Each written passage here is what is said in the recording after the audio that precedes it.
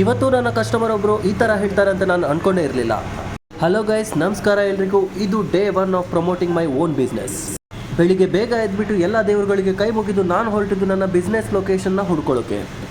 ಆದರೆ ಯಾರು ಕಣ್ಬಿತ್ತೋ ಏನೋ ಗೊತ್ತಿಲ್ಲ, ಗಾಡಿ ಟೈರಲ್ಲಿ ಗಾಳಿಯೇ ಕಮ್ಮಿ ಆಗಿಬಿಡೋದ. ಇನ್ನೇನು ಮಾಡೋದು, ಮುಂದೆ ಸಿಕ್ಕಂತಹ ಪಂಚರ್ ಶಾಪಲ್ಲಿ ಗಾಳಿ ಹಾಕಿಸ್ಕೊಂಡು ನಮ್ಮ ಪಯಣ ಮುಂದುವರಿದಿದ್ದು ವರಸಿದ್ಧಿ ವಿನಾಯಕ ಟೆಂಪಲ್ ಹತ್ರ. ಅಲ್ಲಿ ನಮ್ಮ ಬಾಸ್ಗೆ ಕೈ ಮುಗಿಬಿಟ್ಟು ನಾನು ಹೊರಟೆ ನನ್ನ ಬಿಸ್ನೆಸ್ ಲೊಕೇಶನ್ಗೆ.